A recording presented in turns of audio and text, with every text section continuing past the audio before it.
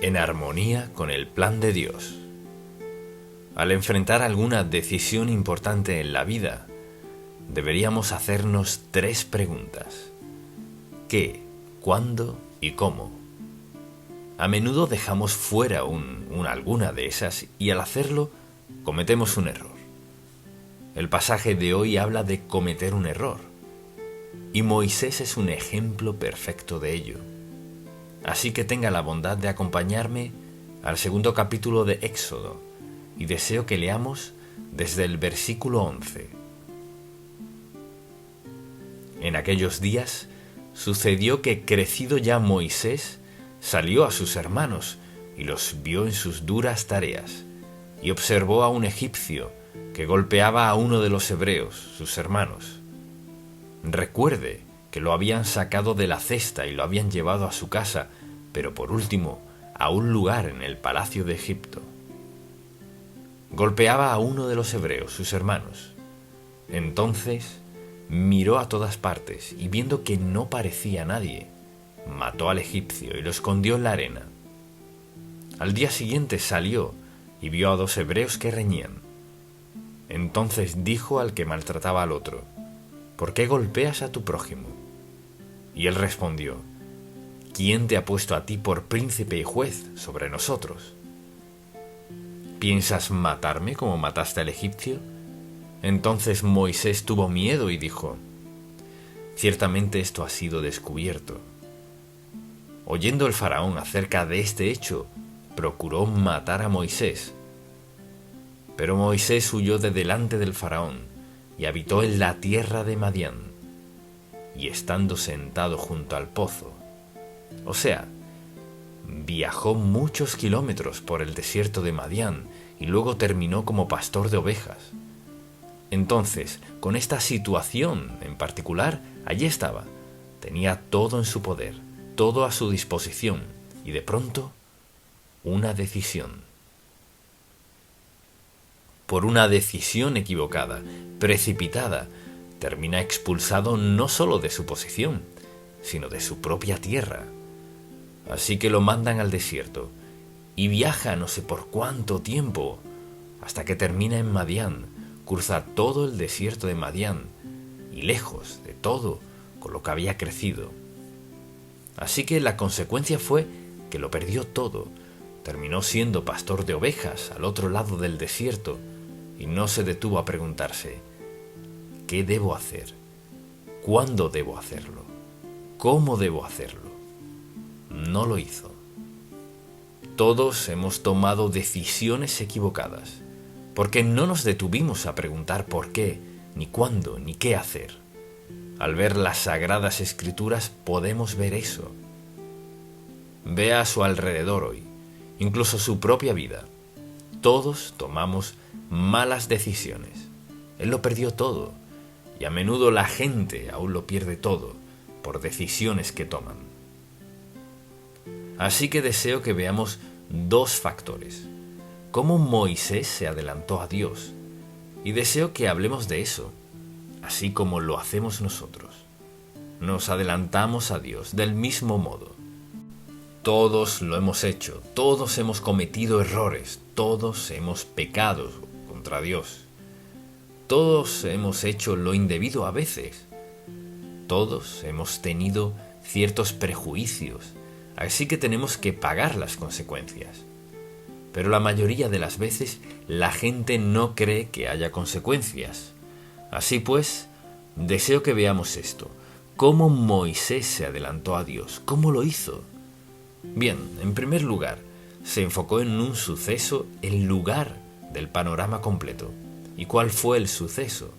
Una pelea entre un egipcio y un hebreo. Ese fue el suceso. Pero el panorama completo era este, que Dios tenía algo maravilloso en mente. Pero 40 años más tarde, Dios pondría en libertad a todos los hebreos. ¿Y qué hizo Moisés? Claro, no sabía eso, pero se enfocó en un suceso. Y veamos lo trágico que fue esto. Moisés estaba en el palacio del faraón, quien dominaba a 1.000.000 de hebreos en esclavitud. Trabajaban para construir toda clase de monumentos para él. Y en una decisión, mucha atención, una decisión, arriesgó su propia posición y perdió todo lo que pudo haber sido suyo por no detenerse a preguntar, ¿qué es lo más sabio que debo hacer? Entonces, le pregunto, ¿se enfoca usted en sucesos o considera cuáles serán las consecuencias de cierta decisión, cualquiera que sea? A menudo es costoso tomar malas decisiones. Lo segundo que deseo que note es esto. Moisés se guió por su razonamiento en lugar de escuchar a Dios. Y eso es lo que hacemos. Nos guiamos por nuestra lógica. Vemos situaciones y pensamos, creo que debo hacer esto. Pero ¿qué piensa Dios que debemos hacer? Mucha atención. No hay decisión que tomemos en la cual Dios le dé la espalda por completo y diga, tómala tú. Él siempre está allí para ayudarnos, y tomar la decisión equivocada a menudo sale muy caro en cada aspecto de nuestra vida. Así que, antes de tomar una decisión, se pregunta usted, ¿qué debo hacer? ¿Cómo debo hacerlo? ¿Y cuándo debo hacerlo? ¿Estoy dispuesto a hacer esas preguntas o quiero decidirme pronto y pagar las consecuencias? Lo tercero que deseo que note es esto. Moisés actuó por impulso, en lugar de buscar lo que Dios quería que hiciera. Y su impulso fue defender a este hebreo, en lugar de ¿qué es lo más sabio en el panorama completo? Entonces pregúntese, ¿soy propenso a reaccionar por impulso? ¿O ante decisiones a menudo importantes es más fácil solo reaccionar? Ahora la gente reacciona de manera precipitada por varias razones. Número 1, por su actitud ante la situación. Número 2, por su prejuicio en una situación. Y número 3, por su egoísmo. Y podríamos seguir con toda una lista. Dios no quiere que tomemos ninguna decisión que afecte nuestra vida entera y que la tomemos sin considerar su voluntad, el propósito y el plan de Dios. Entonces, vuelvo y repito esto una y otra vez, porque Moisés lo tenía todo y lo perdió todo en una decisión insensata por no haberse detenido a pensar qué hacer, cómo hacerlo, cuándo hacerlo. Entonces, yo le pregunto, ¿es usted impulsivo? ¿Tiende a tomar decisiones que luego lamenta? Por eso es que las familias se desintegran, por eso los niños tienen efectos desastrosos en sus vidas. Y así pasamos por una lista de lo que les sucede a las familias como resultado de no preguntar. Señor, ¿cuál es tu voluntad? ¿Qué quieres que haga? ¿Cómo quieres que haga esto? ¿Cuál es tu plan? Y por una simple decisión, Moisés lo perdió todo. Alguien dirá, ¿por qué sigue repitiendo eso? Porque una decisión en la vida puede causar que pierda todo lo que tenía o lo que Dios tenía planeado para usted. Entonces actuó con su propia fuerza en lugar de la fuerza de Dios. Dios les demostró que es el único Dios, Jehová, Yahvé, Elohim, como lo llamaban, que podía destruir por completo al ejército egipcio. Solo Dios podía liberar a todos los 2 millones de hebreos. Solo Dios podía hacer todo lo que era necesario. Dios tenía otro plan, pero Moisés se salió de ese plan milagroso, maravilloso, admirable, fabuloso de Dios para toda la nación hebrea, solo por decidir algo en su propio corazón.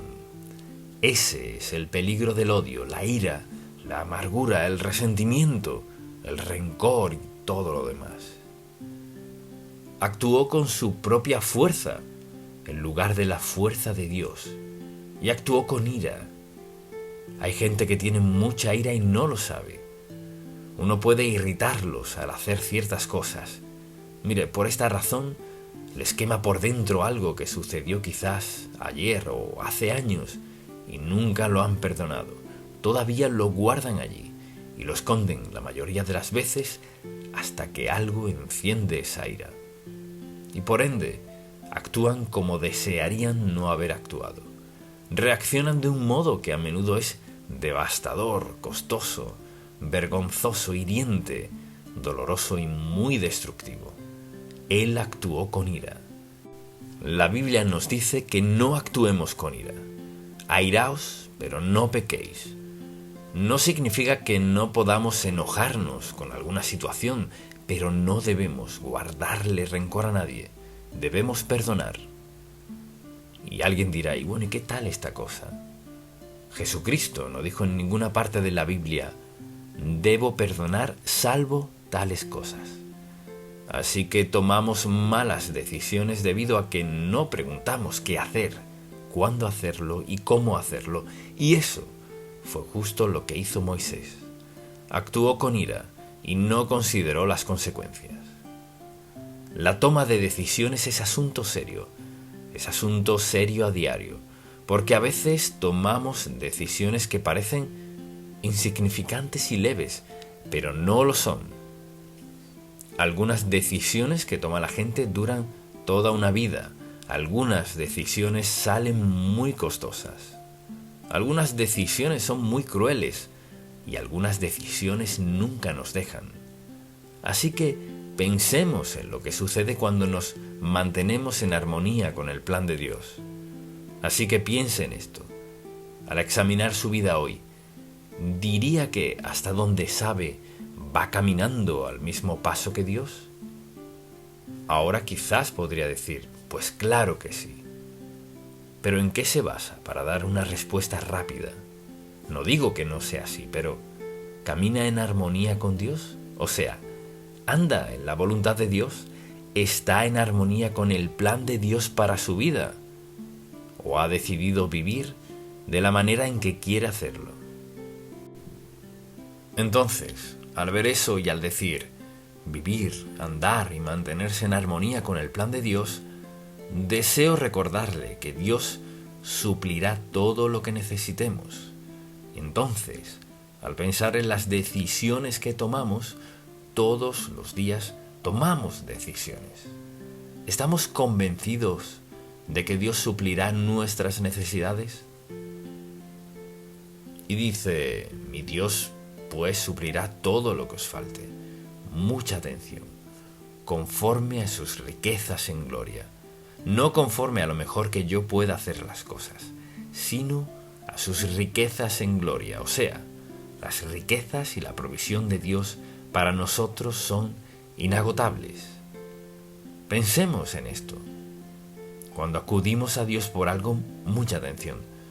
Cuando acudimos a Dios en cuanto a algo, no estamos en un grupo, estamos en una relación personal y estrecha con el Dios del universo, quien controla todo sobre la faz de la tierra. Así son usted y Dios en esta relación cuando acude a Él. No es un grupo, no es una sesión grupal, es entre usted y Dios Santo, y usted le pide dirección a Él. Dios no busca dirección de nadie. Dios está dispuesto a decirnos justo qué hacer si se lo preguntamos. Entonces, al ver este pasaje, me doy cuenta de que al mantenernos en armonía con el plan de Dios, Él suplirá todo lo que necesitamos y nos dará instrucciones específicas. Y quizás alguien diga, lo he intentado y no funciona. Sí funciona. Y le diré por qué no lo cree. Porque no puede vivir como agrada a Dios, ni tomar decisiones sabias, ni ser quien Dios quiere si vive con este libro cerrado en su vida. No se puede. Este es el libro santo de Dios, su camino para toda circunstancia de la vida. No podemos hacer ni una sola pregunta de la vida para la cual no haya alguna respuesta en este libro. No se vive la vida cristiana cerrando la palabra de Dios y abriéndola solo el domingo. No se puede. No se puede. No sucederá.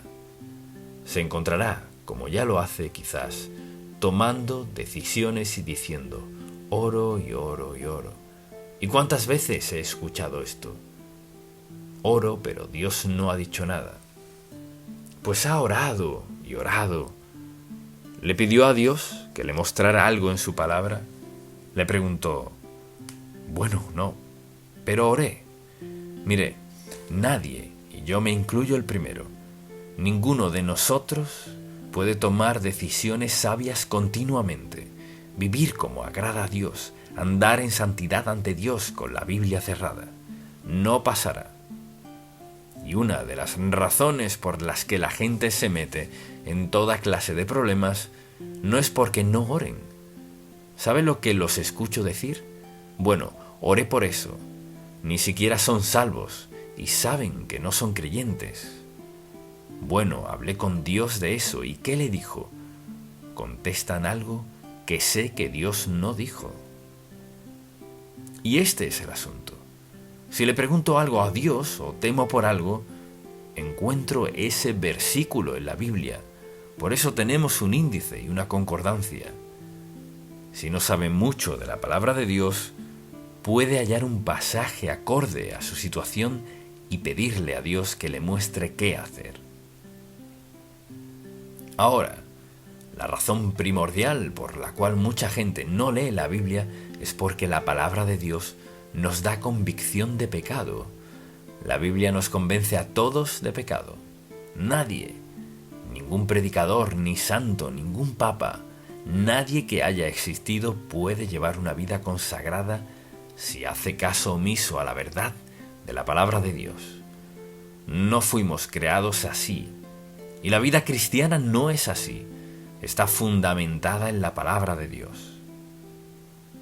Entonces, Dios nos quitará el temor si acudimos a Él al tomar decisiones. Todos hemos enfrentado decisiones aterradoras. Si no es su caso, es que no ha vivido lo suficiente, porque hay decisiones muy aterradoras. Y aun cuando sepamos que estamos haciendo lo correcto y Dios nos lo haya confirmado, no significa que a veces no temeremos. Tal vez sea algo que no hemos hecho antes, o algo que no sabemos, que no podemos ver las consecuencias ni el resultado. Así que tememos tomar esa decisión.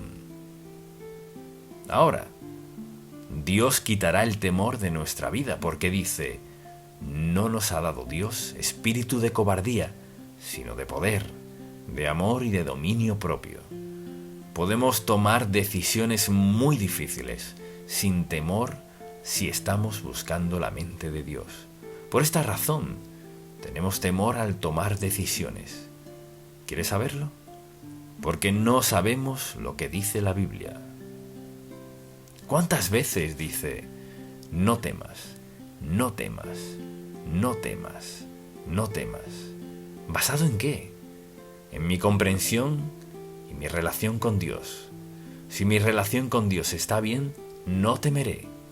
Desde luego veremos a Dios actuar de maneras inusuales en diversas situaciones en nuestra vida, si estamos dispuestos a confiar y esperar que Él obre. Uno de nuestros problemas es no querer esperar. Si le pedimos a Dios, queremos que Él conteste nuestra oración hoy, y si no lo hace, para la próxima semana le damos una oportunidad, le damos 2 o 3 semanas, pero en 30 días se acabó. ¿Y qué sucede? En el día 31 Dios planeaba decirnos algo. Mire, ¿cómo podemos ser impacientes con Dios? He aprendido esto. Si Dios no contesta nuestra oración, y si me escucha, diga amén. Si Dios no está contestando nuestra petición, es porque en primer lugar sabe que no estamos listos para escucharlo. No lo escucharemos. Sabe que no estamos listos. Él lo sabe, que no es el momento propicio. No significa que no lo hará. Pero Dios no tiene una agenda para complacernos. No está en el cielo esperando a saltar, a hacer lo que queramos. Hay un momento en el que Dios contesta nuestra petición. Y es siempre en el mejor momento para nosotros. Y volvamos a su palabra.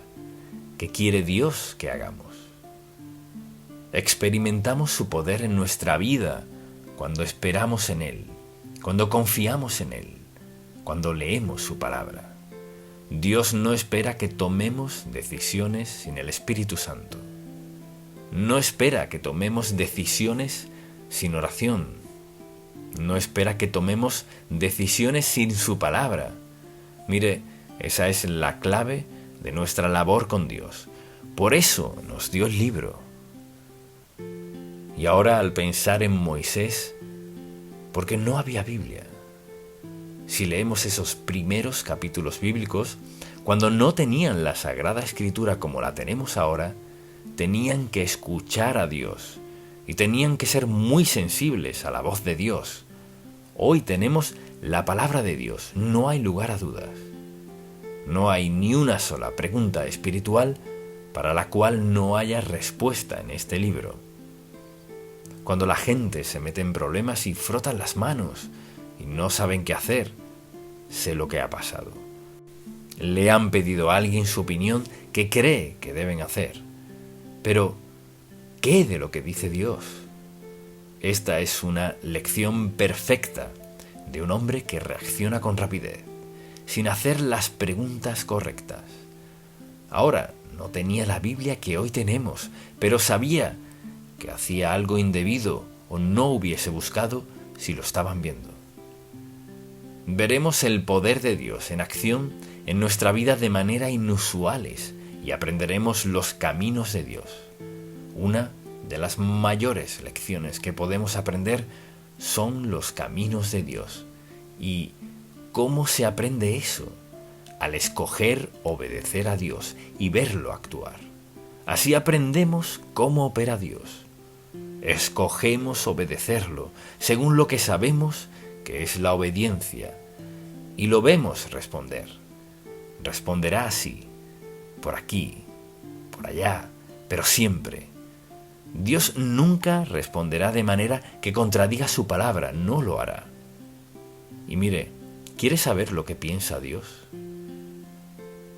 Todos debemos familiarizarnos lo suficiente con la palabra de Dios. No quiero decir que todos tengamos que saber lo mismo que otros, pero todos debemos estar familiarizados lo suficiente con la palabra que si alguien nos hace una pregunta debemos darle una respuesta razonable, pero que sea una respuesta acorde con la palabra de Dios. Dios no nos dio un libro de contradicciones y quizás alguien diga, pues la Biblia se contradice.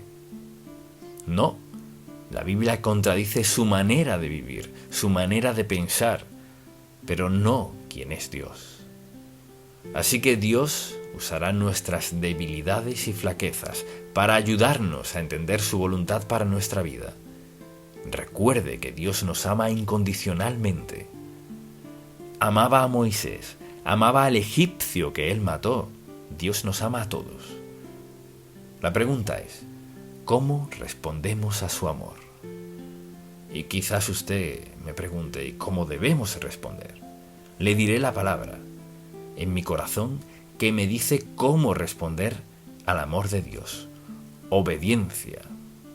Obediencia es la palabra que es evidente o no en mi vida. Si amo a Dios, voy a obedecerlo. Como sea que quiera entregárselo a Él, al final es eso. Si no amo a Dios, no lo obedeceré. Si lo amo de manera genuina, mire, presten mucha atención. Quizás considere el costo y diga, Señor, seguro que no quieres que haga eso, pero si lo amo, quizás discuta con Dios. Tal vez tenga toda clase de dudas, reservas, lo que sea, pero al final seré obediente. Porque en los momentos difíciles lo más sabio es ver hacia arriba y no a los lados. Ver a Dios, no a sus amigos. Entregarse a Dios, no a alguien más que le dé respuestas. Y mucha atención. Muchas cosas en la vida, la mayoría, otra persona no puede respondérselas. Y Dios dice, pedid y se os dará, buscad y hallaréis, llamad y se os abrirá. Dios está dispuesto a conceder la petición de nuestro corazón, si estamos dispuestos a pedirle, dispuestos a ser obedientes. Recuerde esto, Moisés tomó una mala decisión que lo penalizó por años. Podemos tomar decisiones sabias si estamos dispuestos a escuchar a Dios y obedecerlo. En un breve lapso de tiempo, Dios puede lograr más de lo que nosotros podemos lograr en toda una vida. A veces tomamos decisiones apresuradas sin preguntar, ¿qué dice la Biblia? No puedo decirle esto lo suficiente. Esto es lo que creo que es la mayor debilidad en la vida del 95% de los creyentes. Oran, pero no tienen un tiempo en quietud ante Dios Todopoderoso, en el que abran su palabra y digan, Señor, habla a mi corazón. Y quizás usted diga, bueno, no sé a dónde ir. Yo puedo decirle justo lo que debe hacer. Cuando no sepa a dónde acudir, esto es lo que debe hacer. ¿Qué es lo que más le inquieta? ¿Qué es lo que más le molesta? Busque en el índice de su Biblia, encuentre esa palabra, la que sea, y hágase esta pregunta. ¿Cuáles son los pasajes aquí? Y encuentre un versículo y comience a leer los que se relacionen con su caso. Si en verdad quiere descubrir lo que Dios piensa de lo que sea que esté pasando, pregúnteselo. ¿Cuántas veces he escuchado a la gente decir, sé que eso es lo que enseña la Biblia, pero... Cuando pone un pero, después de una afirmación, está en problemas. Anhelo ver a la gente obedecer a Dios y le diré por qué. Porque sé cuál será el resultado final. Es de bendición, seguridad, confianza, bondad, gracia, de todo. Hacer lo contrario es insensatez. Así que le diría en esta serie acerca de Moisés que le pida al Señor, háblale a mi corazón en algún lugar aquí. Si quieres hacer algo en mi vida, cambiar mi vida, estoy dispuesto a escuchar. Ahora, quizás usted no sea creyente, seguidor de Cristo, cristiano. Ha escuchado esto y dice, bueno, ni sé si sé algo acerca de todo esto. Pídale a Dios que perdone sus pecados, ríndale su vida, y luego usted y Dios pueden empezar este maravilloso caminar juntos por el resto de su vida. Amén. ¿Cómo experimentar paz interior? Si alguien le pregunta, ¿qué es paz? ¿Cómo la definiría? Paz es más que una palabra, es más que una idea, más que un sentimiento. La paz es un gran don de Dios que Él da a todo el que esté dispuesto a rendir su vida a Él y andar en sus caminos. Y le pregunto, ¿tiene paz en su corazón? ¿Puede decir con franqueza que tiene paz en su corazón o enfrenta conflictos? ¿Conflictos en cuanto a qué? Conflicto por muchas cosas. Así que preste mucha atención. Le daré 8 afirmaciones. Querrá que sean ciertas en su vida porque Dios provee la idoneidad para que lo sean. Así que espero que las escriba. Cada una es importante. Si quiere paz verdadera en su vida, pase lo que pase, escríbalas, aplíquelas en su vida. Y usted dirá, ¿qué quiere decir con eso? Practíquelas. ¿Qué dice? Al practicar la verdad, adquirimos lo que da la práctica, o sea, un gran sentido de paz. O tenemos paz, o tenemos que enfrentar conflictos. Si no tenemos paz, tenemos conflicto. Así que es muy importante escribirlas desde la primera. Le daré estas afirmaciones. Experimentamos la presencia y la paz absoluta de Dios al poner nuestra fe en Cristo como nuestro Salvador personal. Esto resuelve de una vez y para siempre dónde pasaremos la eternidad. Esa es una pregunta que todos debemos encarar. ¿Dónde pasaré la eternidad? Porque todos moriremos y todos enfrentaremos el juicio. ¿Tiene paz en su corazón en cuanto a su relación con Dios? Y no tiene que pensar en lo que sucederá cuando muera. Mucha gente vive años preguntándose, a sabiendas que no están bien con Dios, y se preguntan qué pasará el día que mueran. La manera de resolver eso es pedirle a Dios que perdone sus pecados y entregar su vida a Él, rendirse a Él y decirle: Señor, quiero que me des sentido de propósito en mi vida, comenzando con el perdón de mis pecados, y te entrego mi vida como mi Salvador y Señor. Necesito un propósito, Señor, un propósito divino. Necesito un sentido de seguridad en mi vida. Quiero caminar contigo para ver a dónde me llevas. Entonces, la primera afirmación, poner nuestra fe en Cristo como nuestro Salvador personal, resuelve de una vez y para siempre dónde pasaremos la eternidad. ¿Sabe dónde pasará la eternidad si Dios le llama a su presencia hoy? La segunda afirmación es esta: al creer que Dios tiene el control soberano de todo, lo que nos incluye personalmente, creer eso quita cualquier temor y ansiedad por nuestra seguridad personal. O sea, cuando creemos la verdad, que Dios tiene el control, pues dice la Biblia que Dios tiene el control de todo. En el Salmo 103, versículo 19, su reino domina sobre todos. Y cuando creemos que eso es cierto, podemos tener paz. Pero si no lo creemos, sabemos que más nadie está al mando, y nosotros no estamos al mando. Y entonces tenemos que preguntarnos: ¿me preocupa dónde pasaré la eternidad? ¿Puedes resolver eso y tener paz al respecto? ¿Estás seguro de que sabe quién tiene el control? Si lo sabe, si ha resuelto ese asunto, no tiene por qué preocuparse al respecto, ¿verdad? Y quizás diga: pues no puedo controlar lo que haga el mundo. No. ¿Pero cree que Dios tiene el control de su vida? Él dice que tiene dominio sobre todo. Y quizás usted diga: ¿por qué permite entonces que pasen ciertas cosas? No sé por qué permite que sucedan ciertas cosas, pero sé esto, que cuando dice su reino domina sobre todos, domina sobre todo. Y a menudo lo que cuestionamos en lo personal, tarde o temprano vemos lo que Dios estaba haciendo. No siempre, pero a menudo es así. Entonces yo le pregunto, si Dios no tiene el control de su vida, ¿quién lo tiene? ¿Usted lo tiene? En verdad no, no en el mundo donde vivimos.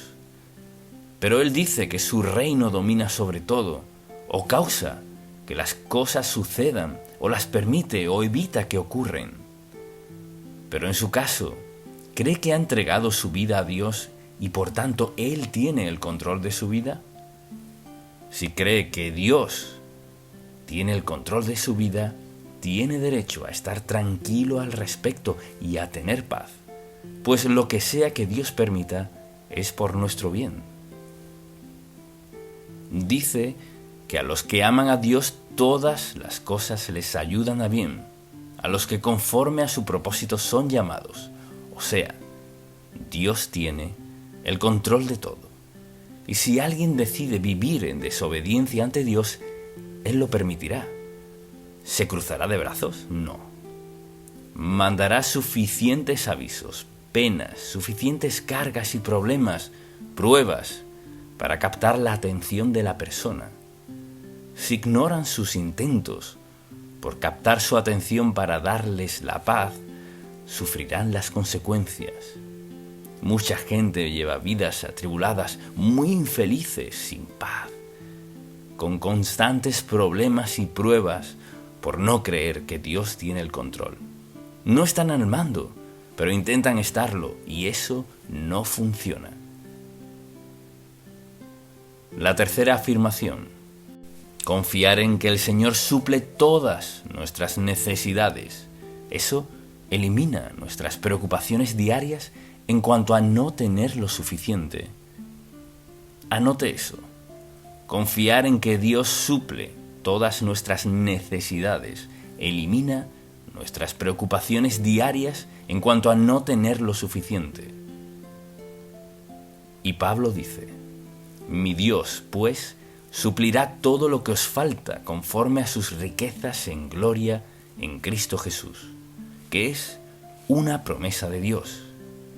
Él se encargará de cualquier necesidad que tengamos si vivimos en obediencia delante de Él. Mire, no podemos tener paz verdadera preocupándonos por el dinero. No podemos tener paz preocupándonos por lo que sea. Y alguien dirá, bueno, todo el mundo se preocupa por algo. No siempre. ¿Tenemos todos alguna razón para preocuparnos? En realidad no. Podemos pensar en ciertas cosas que nos desagradan, pero preocuparnos es encargarnos de todo el peso y la carga, llevarlo sobre nosotros y esperar lo mejor. Si vive esperando lo mejor en esta sociedad, está en problemas. Porque esta sociedad no le promete paz alguna, ni promete darle nada en verdad. Así que se trata de paz verdadera, paz que sobrepasa todo entendimiento, como dice la Biblia. Paz que prevalece al pasar por toda clase de dificultades, penas, problemas. Dios quiere que sus hijos estén en paz con Él y los unos con los otros. ¿Y puede hacerlo? Claro que sí, porque la paz es un don que Dios nos da. Al pensar en la Navidad, cantamos de paz. Es sorprendente lo que cantamos y no creemos, o lo que cantamos y no experimentamos. A menudo es porque vivimos en desobediencia a Dios o no confiamos en Él. Si en verdad confío en Dios y pienso esto, mi Dios suplirá todo lo que os falta conforme a sus riquezas en gloria en Cristo Jesús. O es cierto o no lo es. O Dios dice la verdad o es un mentiroso, una de dos. Y Dios nos promete paz. Esa paz se basa en nuestra fe y en nuestra obediencia a Él. Y a veces la gente dice, bueno, pero yo no tengo nada de eso en mi vida. ¿Pero qué clase de vida lleva? No puede tener una vida impía y desobediente y esperar que lo mejor de las bendiciones de Dios fluyan en su camino. No funciona así. La paz está disponible para quienes están dispuestos a creer en nuestro corazón que Dios suplirá todas sus necesidades. Afirmación número 4. Mantener la conciencia limpia escuda y protege nuestra paz con nosotros mismos. Muy, muy importante. Pablo habló de tener una conciencia buena y limpia. Cuando es así, nos protegerá y guardará nuestra paz. Y entonces pregúntese, ¿tengo la conciencia limpia? Mire, o la tengo o no. Y se libra una batalla en la vida de quienes viven en desobediencia a Dios. Y Dios quiere que tengamos paz en nuestros corazones. Eso nos ha provisto. Él dijo, mi paz os doy, yo no os la doy como el mundo la da. No se turbe vuestro corazón ni tenga miedo. Entonces yo le pregunto, cuando no tiene paz, cuando está nervioso y molesto por algo, cuando tiene dificultad con su conciencia, por ejemplo, y no sabe lo que sucede, ¿qué hace? Mire, solo tiene dos opciones. O acude a la verdadera que es Cristo, o la que da el mundo a cambio. Y el mundo no puede sustituir la paz de Dios Todopoderoso en su vida. Entonces, ¿tiene usted paz? ¿Y qué hay de su conciencia? ¿Hay algo en su vida que debe confrontar? ¿Algo que sigue resurgiendo de lo cual dice, olvídalo? Pasa esto. Al principio piensa, lo olvidaré, y trata de olvidarlo. Así que tiene que fiestear un poco, y quizás eso lo ayude.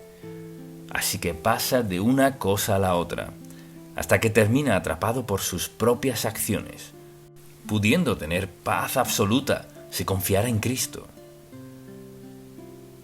Y veamos la siguiente afirmación, la número 5. Aceptarnos como Dios nos creó nos protege de que tratemos de cambiar algo que está fuera de nuestro control. Y quizás diga, yo no hago eso. Y recuerde, en 1 de Corintios capítulo 12, Pablo habló de los dones espirituales, etc. Qué diferentes somos y cómo Dios nos ha dado a todos dones distintos.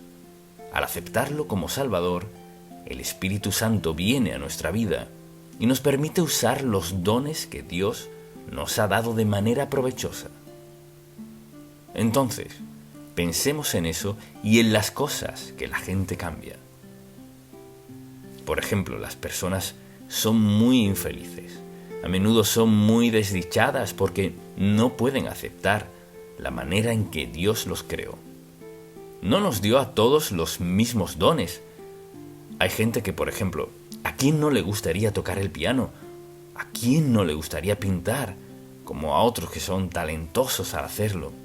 Muchas personas son dotadas de varias formas, pero la pregunta es, ¿está tratando de cambiar algo en su vida sobre lo cual no tiene control? ¿Y qué hace eso? Lleva a la gente a beber, hace que sea difícil convivir con alguien más, lleva a la gente a hacer cosas indebidas, lleva a relaciones indebidas por estar muy inconformes con la forma en que Dios les creó. Y piensan, si cambio esto, entonces todo cambiará. Si cambio esto en mí, alguien me amará. Si cambio esto en mí, creerán que me va bien. Cambian. Pero hay cosas que Dios no quiere que cambien. Ahora, creo en lucir, hacer y ser lo mejor que uno pueda. Eso no siempre es posible. Pero al menos debemos intentarlo. Representamos a Cristo. Luzcamos. Hagamos. Seamos lo mejor posible. No podemos lucir como otros, ser como otros, vestir como otros. Pero Dios quiere que estemos satisfechos con Él, con lo que ha hecho y lo que está haciendo en nuestra vida. Dios nos ha creado tal y como somos, por la razón de la cual nos creó, y quiere que seamos felices y que tengamos paz. Y eso no significa que no tendremos problemas, penas, porque hacernos crecer es parte del proceso, edificarnos, enseñarnos a ser obedientes. Todos cometemos errores, pecamos contra Dios. ¿Y qué hace Él con paciencia? Nos perdona y nos dirige por el buen camino. Pero si no escuchamos la corrección de Dios y actuamos a nuestra manera, no tendremos paz alguna. Así que Él nos da diversos dones espirituales. Por ejemplo, a algunos les gustaría ser grandes artistas o grandes emprendedores. Mucha gente tiene ideas de toda índole. Pero ¿cuál es la pregunta? Señor, ¿qué planeaste para mí? Me pregunto si hay quienes temen contestar esa pregunta. Señor, ¿qué querías para mí? ¿Qué planeaste para mí? Si queremos tener paz, tenemos que estar de acuerdo con Dios en lo que Él escoja es la mejor idea. La siguiente afirmación, la número 6. Tener un sentido de propósito en la vida nos protege de la plaga del vacío. Y mucha gente se siente muy vacía. Me encanta lo que dijo Pablo. Porque somos hechura suya. O sea, Dios nos creó. Somos hechuras suyas, creados en Cristo Jesús para buenas obras, las cuales Dios preparó de antemano para que anduviésemos en ellas. O sea, Dios está muy involucrado en nuestra vida, porque somos hechura suya, creados en Cristo Jesús. Es decir, Dios tiene un propósito para nuestra vida. Entonces, al pensar en eso y en toda esa idea de sentirse vacío, hay mucha gente que se siente vacía. No pueden decir por qué, solo saben que son infelices y se sienten vacíos. Por eso van al mundo, para tratar de llenar ese vacío. un trago de esto, de aquello, ella, él, lo que sea, tratando de llenar el vacío. Hay una sola cosa que llena el corazón de quien sea, y es la presencia de Cristo y la expresión de su vida en nosotros y mediante nosotros. Eso es lo que trae a nuestra vida seguridad absoluta, y eso es lo que nos da un sentido de plenitud. La Biblia habla de la llenura del Espíritu Santo, no del vacío. ¿Diría usted que se siente vacío por algo? ¿Se siente vacío por sus días, por el empleo que tiene, por sus hijos? ¿Hace falta algo en su mente?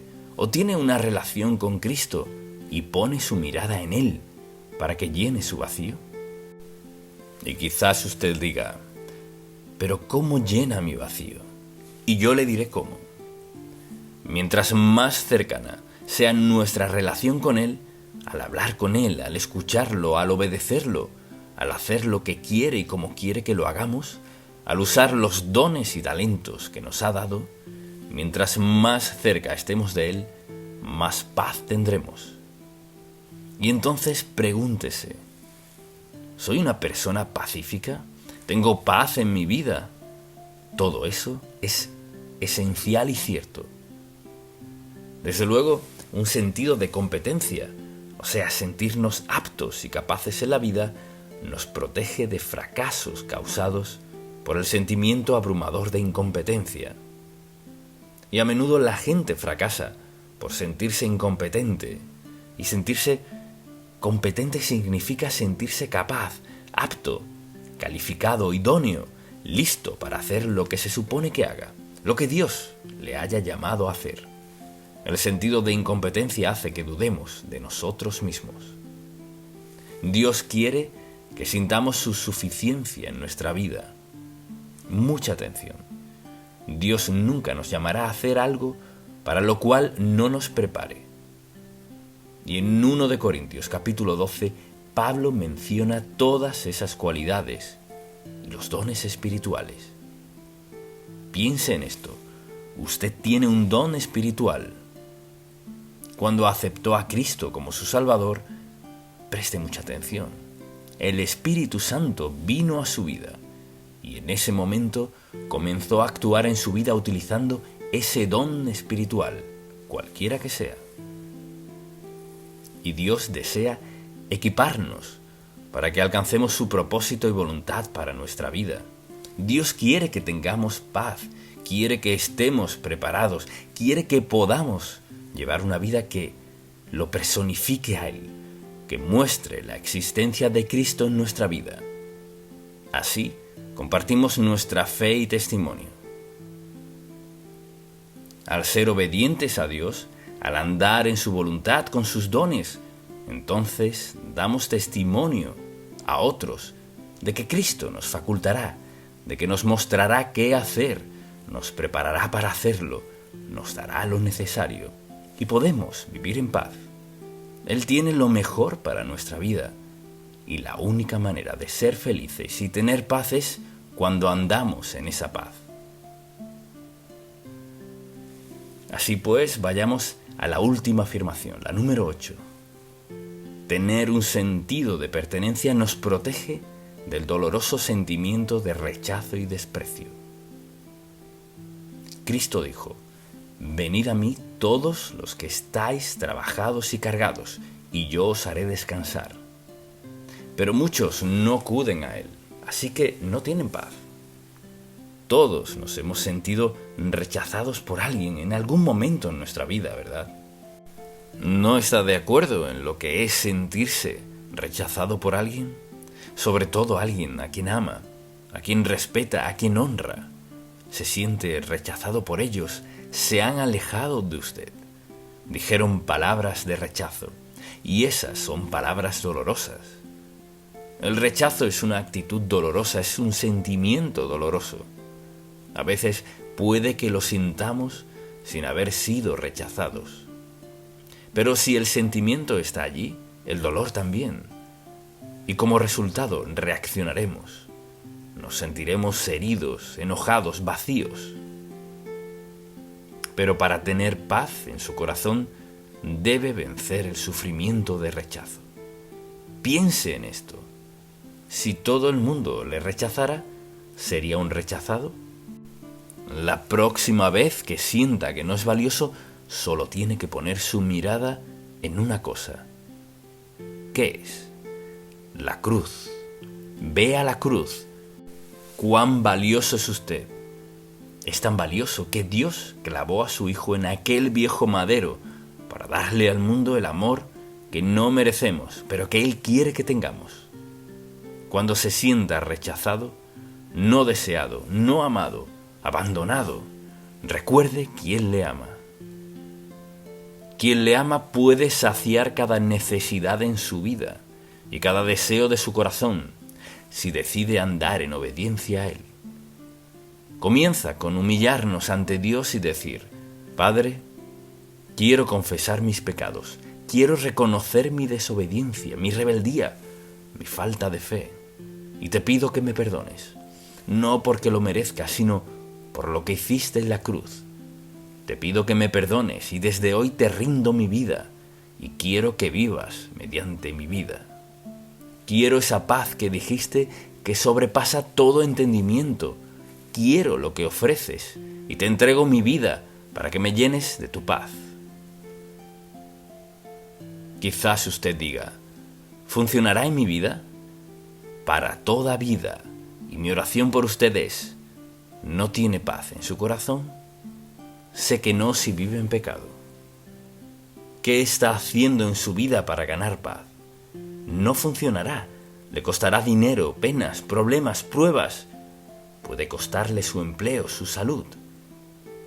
Pero si está dispuesto a rendirle su vida a Cristo y a decirle que quiere la paz de la cual dijo: mi paz os doy, yo no os la doy como el mundo la da, no se turbe vuestro corazón ni tenga miedo. Si usted quiere esa paz, es suya de solo pedirla y rendir su vida a Él. Dios está más que dispuesto a dársela. Padre, cuánto agradecemos por tu paciencia, dispuesto a perdonar una y otra vez. Deseas lo mejor para nosotros, nos das lo mejor, nos das guía para cada dirección que tomamos. Te pido que el Espíritu Santo grabe esta verdad en lo profundo de nuestro corazón y nos ayude a reconocer que estas verdades son ciertas, o habrá dolor, desilusión, dolor, pena, sufrimiento, vergüenza y todo lo demás. Te amamos, te alabamos, te bendecimos hoy en el nombre de Jesús. Amén. Lo significativo del nacimiento de Jesucristo. La escena del pesebre con Jesús, María y José y varios animales en el establo es una en que la mayoría hemos pensado y hemos visto, y de la cual hemos hablado por muchos años. Pero hoy, esta pequeña escena tan sagrada se ha vuelto un punto de ataque. Y al pensar en los pesebres que colocaban en varios sitios a principios de este siglo, era más común verlos en el pasado. Pero poco a poco se han ido desechando debido a que algunas personas lo han objetado, lo vieron como un punto de ataque. El suceso más importante en la historia de la humanidad es un punto de ataque para quienes odian a Dios, para quienes odian la religión, quienes son agnósticos o ateos. Se ha convertido en punto de ataque y luego se volvió un tema político. Así hoy se ven cada vez menos nacimientos con María, José y Jesús y todo lo demás que conocemos. Entonces lo llevaron a la corte, hicieron de todo por eliminar la escena del pesebre. Pero piense en esto: Dios puso el primer pesebre aquí y no importa lo que alguien diga o haga, ni las leyes que aprueben. Los efectos de la escena del pesebre seguirán aquí cuando Cristo venga, no importa lo que traten de hacer. Y cuando entiendo lo que en verdad sucedió en aquel sitio, en aquel lugar, donde haya sido, hoy en día hay pesebres en todo el país, no importa lo que trate de hacer la gente. Así pues, deseo que hoy reflexionemos un poco más a fondo, porque se trata más que de María y José y los pastores que vinieron. Entonces, al ver esa escena es fácil decir, la hemos visto por años, pero ¿qué representa? Es un recordatorio de la salvación. Nos recuerda que no hay que preocuparse por la muerte. Nos recuerda que nuestros nombres están en el libro de la vida del Cordero. Es un recordatorio de que toda nuestra bendecida seguridad no es por nada que hayamos hecho, sino tan solo responder a la verdad del mensaje del Evangelio, lo que comenzó pictóricamente allí mismo en esa situación. Y luego, al comenzar a ver lo que dice la Biblia respecto a él, deseo que vayamos por un momento a Colosenses capítulo 1, porque aquí hay una gran descripción de lo que se trata esta escena del pesebre, aquí en este primer capítulo, hablando del Señor Jesús, en quien tenemos redención por su sangre, el perdón de pecados. Eso estaba sucediendo.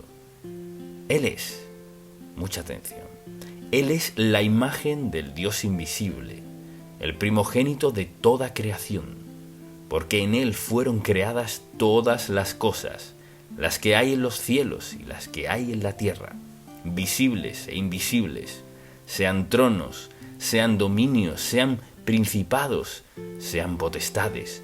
Todo fue creado por medio de Él y para Él. O sea, en esa escena está el bebé que acabamos de describir, la imagen del Dios invisible, el primogénito de toda creación.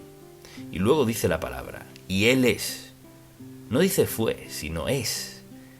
Él es antes de todas las cosas, y todas las cosas en Él subsisten.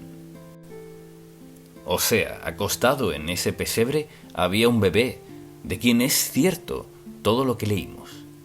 La gente critica esa escena es una imagen de lo más significativo que ha sucedido hasta la cruz, la crucifixión y la resurrección.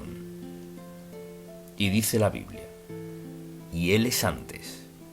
Escuche bien, no dice fue, Él es antes de todas las cosas, y todas las cosas en Él subsisten.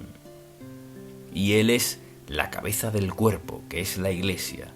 Él, que es el principio, el primogénito de entre los muertos, o sea, la resurrección, para que en todo tenga la preeminencia, por cuanto agradó al Padre que en Él habitase toda plenitud, por medio de Él reconciliar consigo todas las cosas, así las que están en la tierra como las que están en los cielos, haciendo la paz mediante la sangre de su cruz.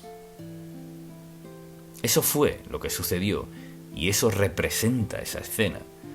Esa es una gran descripción del Señor Jesucristo.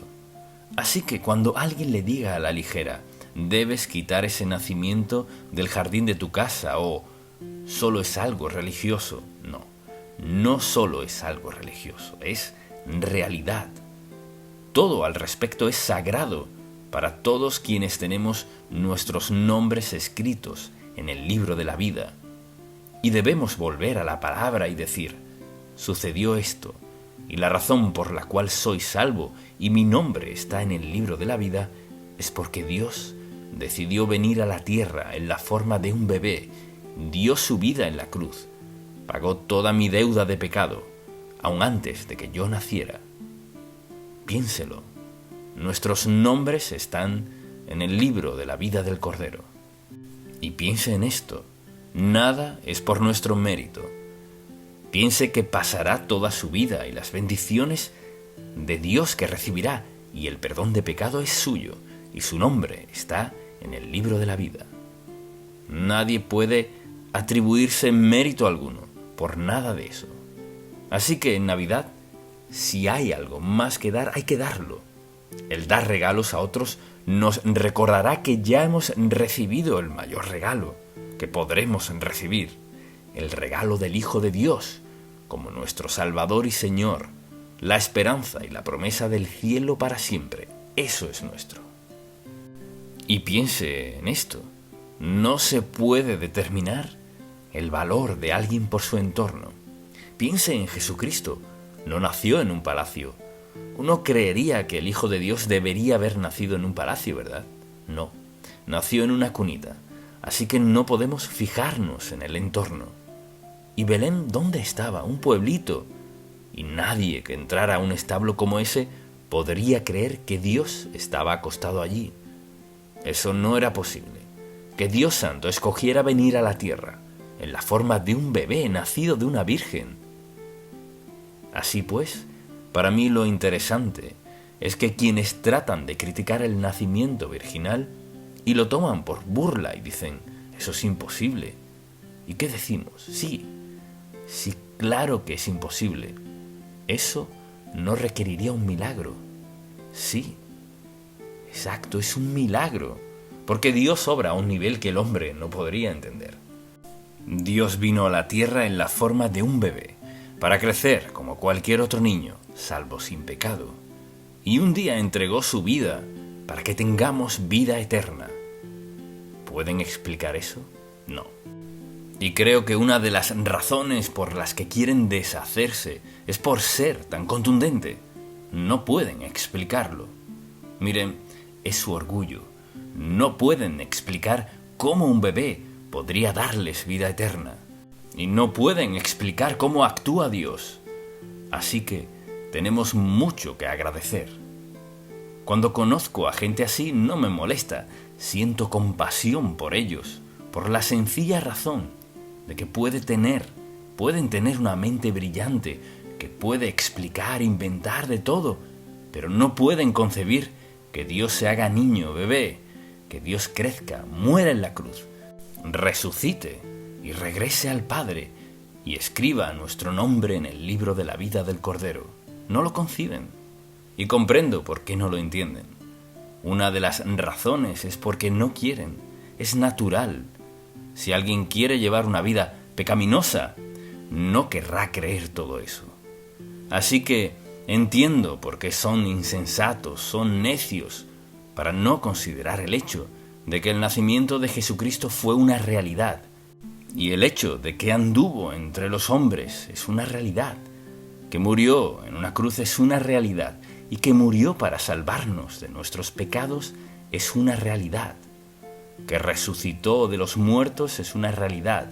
Se sienta a la diestra del Padre como juez de la humanidad. Mire, si yo no quisiera una vida consagrada, no querría creer eso. Pero lo siento, es la verdad. Y lo que ven con desdén es su única esperanza de vida eterna. Así que seamos sabios. Piense en eso. Posiblemente, si es verdad, ¿qué significa para usted? La Navidad no se trata de paquetes ni de comida, no se trata de diversión, se trata de Dios, se trata de Cristo, de la cruz, de la resurrección, se trata de esperanza, de seguridad, de no ser Jesucristo el Hijo de Dios, de no haber muerto en la cruz y pagado nuestra deuda de pecado como expiación. No tendría sentido. Pero gracias a Dios todo es verdad. Su verdad eterna dispuesta antes del origen del mundo. Es un tiempo significativo, mucho más serio de lo que lo toman. Entonces, al pensar en esto, considero el hecho de que Dios nos dio sus revelaciones más grandes de una manera tan humilde. Piense en eso. Pudo haber hecho que Jesucristo fuera un gran emperador. Pudo haberlo hecho un gran rey. Había reyes, hubo emperadores, toda clase de gente importante. Pero piense en lo que hizo Dios. Conmocionó al mundo. Se levantó de la tumba y a todos quienes lo hemos aceptado como nuestro Salvador, Dios nos ha cambiado la vida. Y si alguien me dice, ¿y cómo sabe que es salvo? Puede explicarlo. Tiene certeza en su corazón. ¿Por qué? Porque es una promesa del Dios Todopoderoso. Tenemos una relación con este Jesucristo y una relación con Dios Todopoderoso. Todo cambió en el momento en el que Cristo fue concebido en el cuerpo de la Virgen María, y de ahí en adelante la vida de Jesucristo lo ha cambiado todo. Este fue un suceso en el tiempo que lo cambió todo, y a todos los que siendo sabios aceptamos a Cristo como Salvador, nos dio la promesa de la vida eterna. Entonces, al considerar que Dios les reveló todo esto a un montón de pastores, también hace algunas cosas que no esperamos. Por ejemplo, Dios hizo posible que vayamos al cielo y lo llamó nacer de nuevo.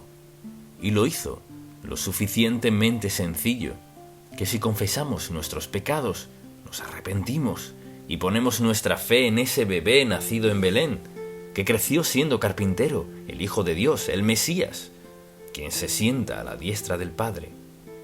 Lo hizo tan sencillo para que pudiéramos entender la salvación. Piénselo. Jesucristo no hablaba en términos complicados para la gente. Hablaba de asuntos que podían entender. Hablaba de ovejas y del amor y de la vida. Hablaba de las relaciones. Hizo posible que entendiéramos cómo piensa Dios, porque era Dios en la carne. Lo hizo fácil de entender. Y quizás alguien diga, no siempre entiendo todo lo que dice la Biblia.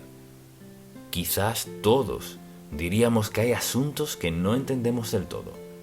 No entendemos los milagros sin estar dispuestos a darle crédito a Dios, quien tiene el poder para realizarlos.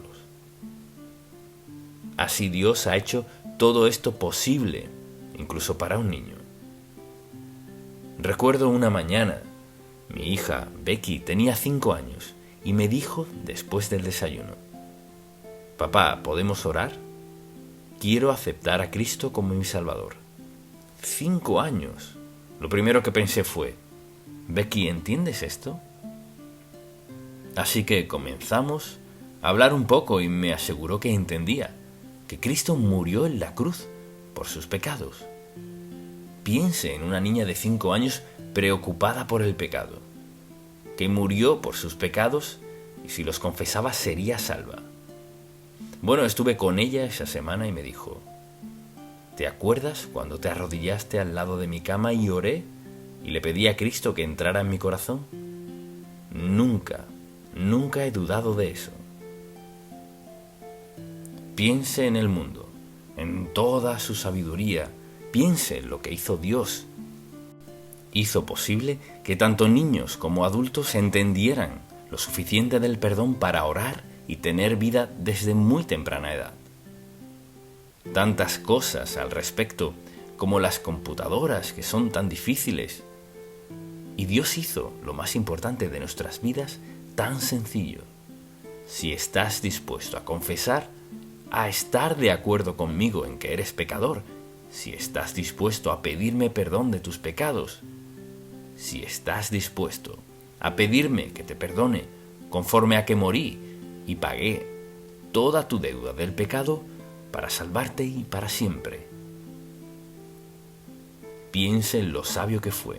Cuán sabio es Dios. Él no quiso que fuera complicado. Planeó que fuera sencillo para que incluso un niño pudiera entender el perdón. Y que la paga fue la cruz, su sangre, y que este Jesucristo resucitó de la tumba y está sentado a la diestra del Padre. Y luego, esto fue lo que hizo. Envió al Espíritu Santo para convencernos, para ayudarnos a identificar y entender el pecado en nuestra vida, para poder ser salvos desde muy temprana edad.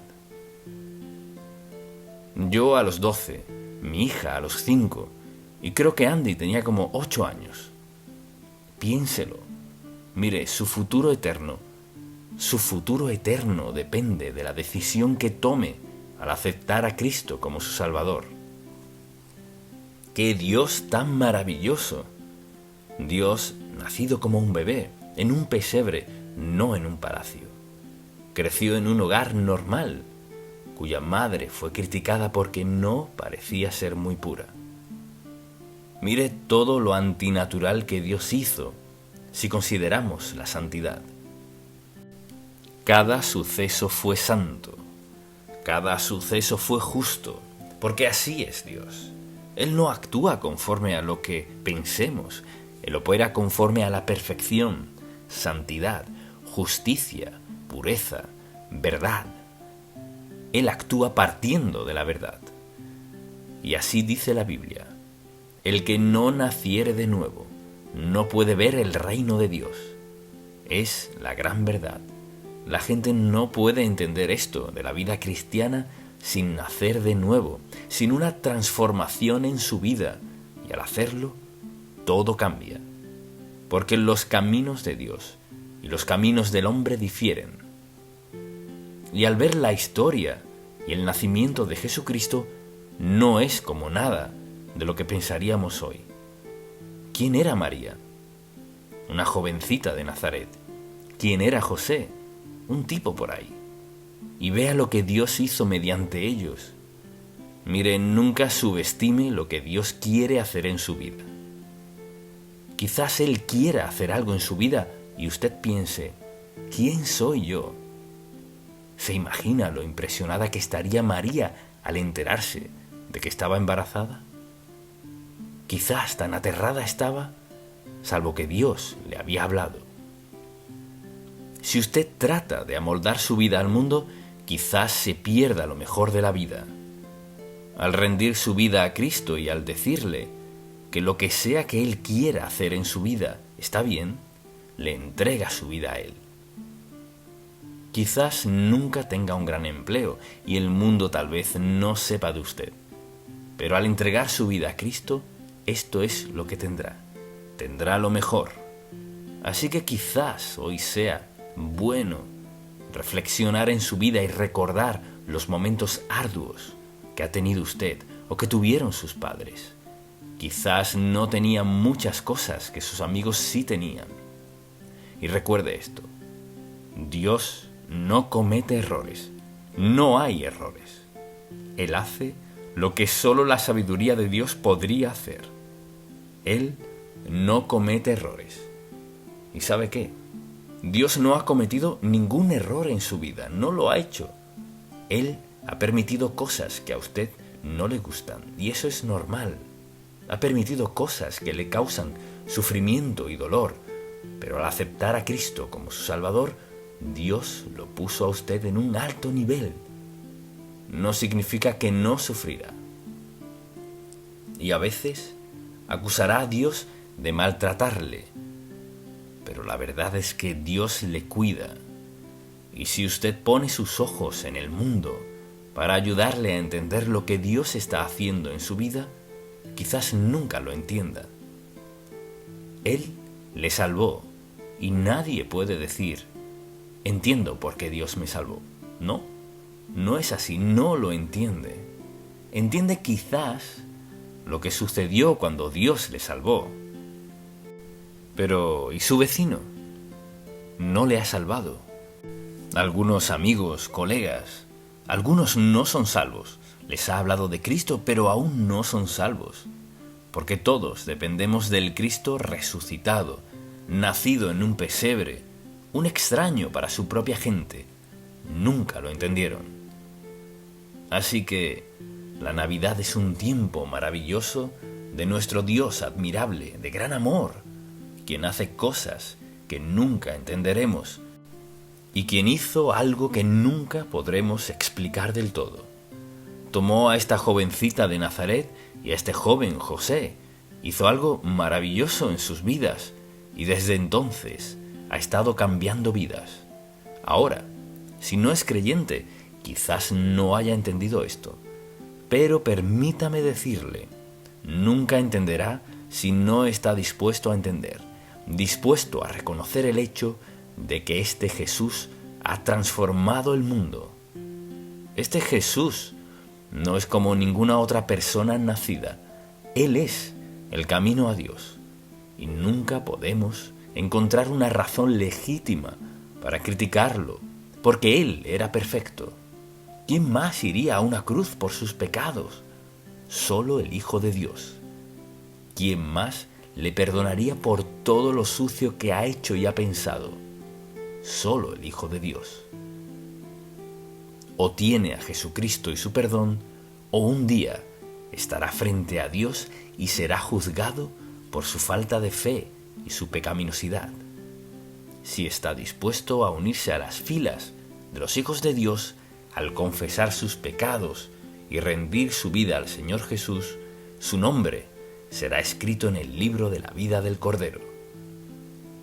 Y no importa lo que le suceda desde ese momento, porque al morir la Biblia dice, ausentes del cuerpo y presentes al Señor. Pero para quienes mueren sin Cristo, ausentes del cuerpo, juicio. Es una gran oportunidad. Y recuerde esto, no hay otra forma de ser salvo, de ser perdonado, no hay otra forma. El que no naciere de nuevo. Si Dios no transforma su vida, no hay otro modo. No sé qué ha escuchado ni qué ha creído. ¿Es Cristo o separación eterna de Dios? Y pienso en lo paciente que ha sido Dios con usted. Lo más sabio que puede hacer si no ha aceptado a Cristo como su Salvador, quien sea y donde esté, es pedirle al Señor que perdone sus pecados. Entréguele su vida y permita que Él cambie su destino eterno. Somos salvos por fe, por la gracia de Dios, mediante la fe. Amén. Padre, gracias porque no lo hiciste a nuestro modo, sino a tu manera. Gracias por tu gracia, amor, merced, bondad, todo lo que derramas en nuestras vidas cada día. Y gracias por la crucifixión, por la resurrección. Y gracias porque has prometido regresar. Gracias porque prometiste volver un día y llevarnos a tu presencia contigo, ya sea individualmente o el día en que Jesucristo descienda del cielo con sus ángeles santos a raptar a su iglesia, el cuerpo de Cristo. Hoy solo queremos decir, Señor Jesucristo, te amamos. No siempre lo entendemos, pero te amamos, te adoramos y te pedimos que obres de tal manera en nosotros para que quienes nos conozcan, conozcan a Jesucristo. En su nombre oramos. Amén.